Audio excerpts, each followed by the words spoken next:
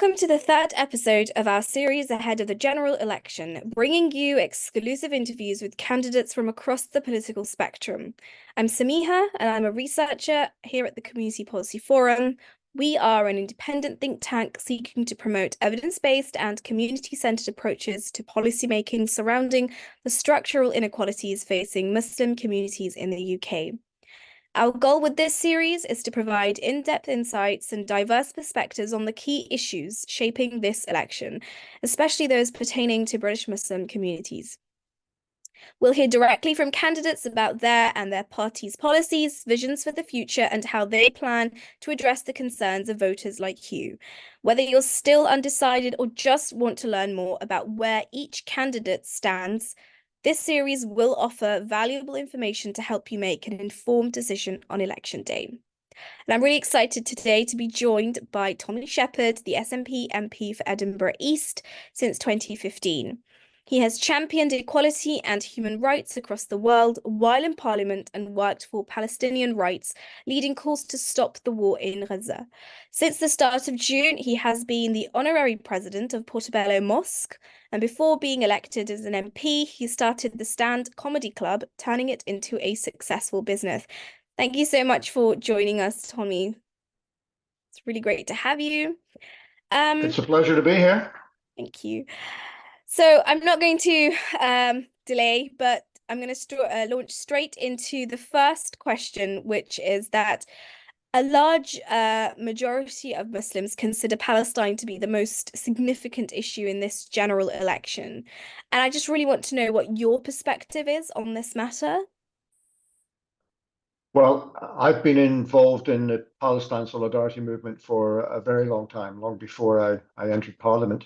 And in Parliament, I've been the vice chair of the all-party group on Palestine, trying to achieve a political consensus behind the Palestinian ambition for statehood and for a just settlement in the Middle East. Clearly, since October and Israel's war on Gaza, I've been alarmed, as so many people have, about what is happening in that part of the world, and in particular in the way in which the Israeli Defense Force has targeted the civilian population in prosecuting its campaign. I believe that there is credible evidence now that Israel is guilty of serial breaches in international humanitarian law.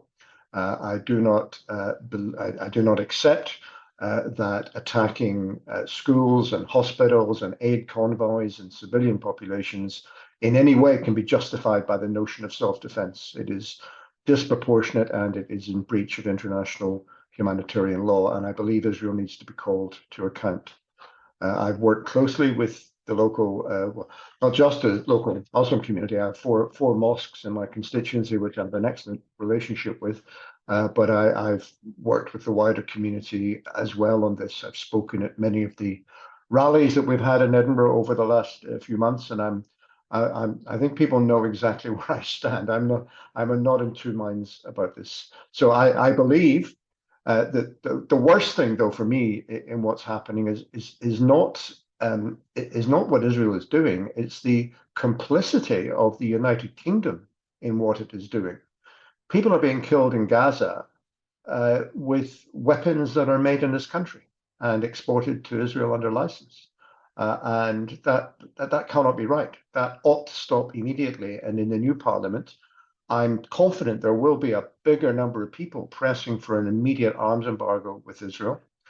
My party, the SNP, has been calling for we're the first to call for a ceasefire, and we led the campaign for a ceasefire.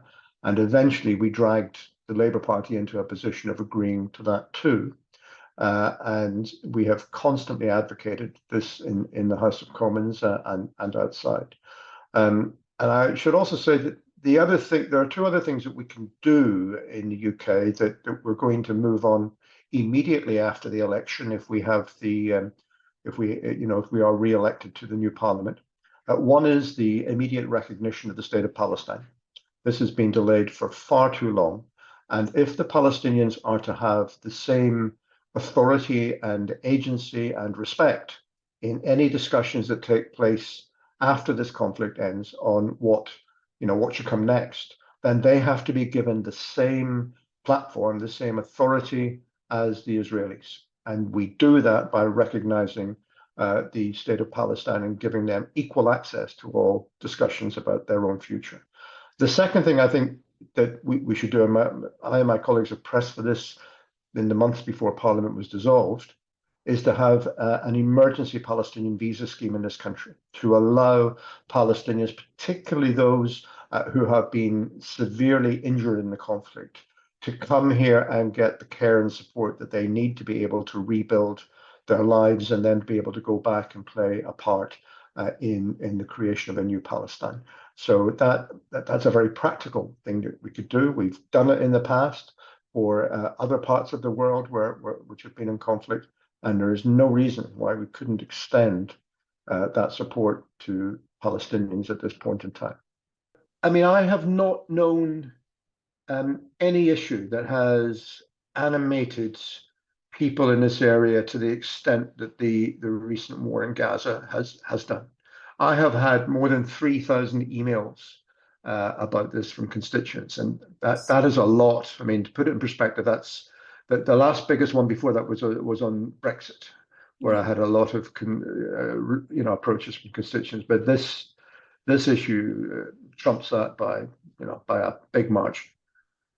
And I think a lot of individuals carry this mantra of no ceasefire, no vote. And I think the response you've given really it's very encouraging, but it also sets out, a clear process that can be followed. And I think you're right on the fact that for many Muslims, it's the make or break decision, for when they're voting for their politicians. Moving on from that, and it's completely different ballpark. It's regarding the new definition of extremism that was announced by Michael Gove in March, and just asking you what your opinion of that is and whether SNP will work to overturn that definition. Absolutely. It's shocking what the Conservative government are trying to do. This should be seen in perspective, because there have been a number of recent laws and a number of government initiatives which are all designed to suppress dissent, or to marginalize dissent, or to demonize it and in some cases criminalize it, and that it's fundamentally anti-democratic in my view. My party believes, of course, that Scotland should become an independent country, and we would like to recast the relationship between the countries within Britain and have a much better partnership than the United Kingdom provides at the moment. So in many ways, Michael Gove's definition could be interpreted to mean that the Scottish National Party are extremists too, because we do want to eradicate and abolish the UK. That's the logic of our position. But I mean, what he said basically is that anybody who challenges the existing orthodoxy and what he calls British values, but I mean, what are British values? These are notions that are steeped in a bygone era of empire and of things that we ought to change and move away from. And of course they should be challenged. And the idea of saying that, if you don't agree with the established orthodoxy and the way things are at the minute, then you're some sort of extremist is ridiculous. It's anti-democratic, and it needs to be changed. And we need to be very clear that dissent should be not just tolerated, dissent should be encouraged and facilitated in a democracy, because it's only by argument and discussion that we move forward. You mentioned the government is trying to curtail dissent. It's trying to restrict people's ability to express concerns. I mean, the government has released and made law now, the Public Order Act, which is another law that aims to restrict people's freedoms, namely protesting. What are your thoughts? And again, what is the SNP's stance on such legislation? So to be explicit, both the Police Crime and Sentencing Act of 2023 and the Public Order Act of 24 need to be repealed. They need to be scrapped. It is a ridiculous infringement upon our rights to engage in democratic discussion and activity. And in particular, I mean, the Public Order Act is a vile piece of legislation.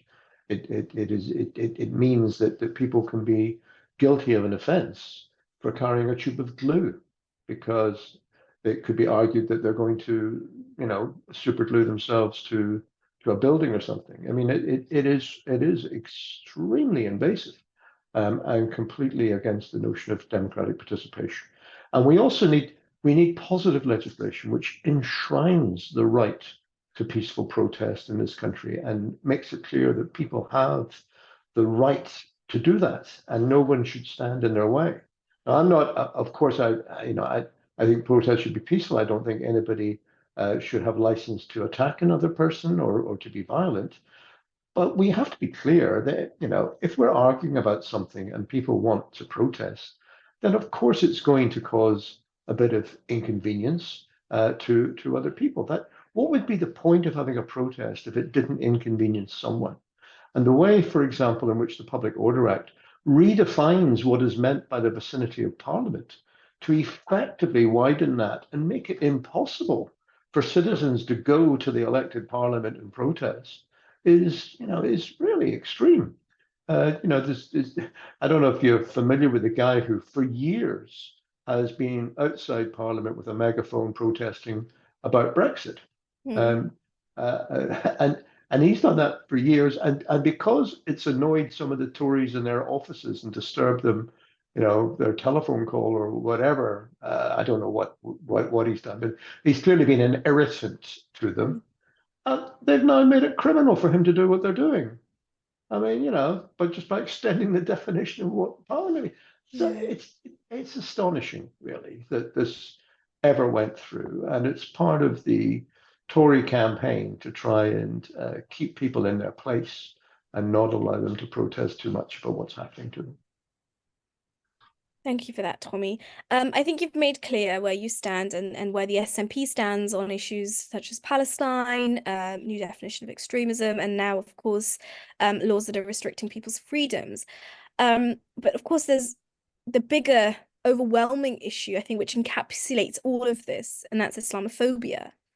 And I just want to bring this discussion to a close by asking, if you were re-elected, what steps will you or your party take to tackle Islamophobia in Scotland and also nationally? Well, we very much abhor Islamophobia and want to see practical action taken. And with my colleague Adam Kezar, who has been involved in the all-party group with a working definition of Islamophobia has been produced, which we support and we agree with. And I think probably the first thing to do is to have a program of awareness so that everyone working in public and private agencies, particularly those who are in a frontline position of coming in contact with the public, that they are very well aware of both conscious and unconscious Islamophobia and treating people different because of their Islamic faith. And that does need to be seriously tackled, and much needs to be done about it.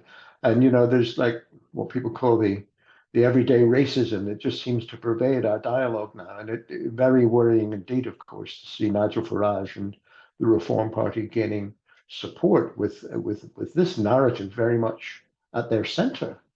So this needs to be challenged. It needs to be called out. And and sometimes this argument is conducted by proxy as well. When you'll find that Islamophobia gets a lot of sustenance and encouragement when the dialogue shifts to talking about immigration and conscious attempts to try and demonize people who are coming to this country seeking sanctuary, and of course then by extension to demonize the people who have already came and who have built their lives here, but just happen to be of a different color or a different ethnicity from the majority. So there's all sorts of ways in which our public narrative and dialogue needs to change to make sure that we put ourselves beyond Islamophobia and beyond this form of racism. I just wanted to add one extra thing that we've not covered so far that I think is very, very important. I know it's very important to Muslim communities in this area. And that is that we need a government now that's going to try and seriously tackle poverty in our community. And this arbitrary two-child cap, for example, that the Tories have placed upon subsistence payments to people who have the misfortune to be in dire circumstances and in very low incomes. This cap that says you will not get support if you have more than two children is horrendous. It's a wicked thing, and it needs to be stopped and overturned. And it's very regrettable that the Labour Party, who I'm sure will be the next government, are refusing to do that. So that needs to be done. We also have got other policies in the SNP that will benefit people in the poorest communities, such as a social tariff for energy and other utility bills set at 50% of the standard and paid for by the utility companies, and the raising of minimum wages in this country to a proper level. So all of these things, have an economic effect on everyone, but I think they are particularly relevant to faith communities in this area. And the final thing I wanted just to say, Sameeha, is that I'm very pleased to have received the endorsement and support from Muslim Vote UK as the candidate best able to take forward their interests in this election in this area. Thank you again, and for the additional thoughts that you shared with us. I think will be very helpful to our viewers to get a better understanding of your stance as well as the SNP stance. Thank you so much, Tommy. Okay, take care. Bye-bye.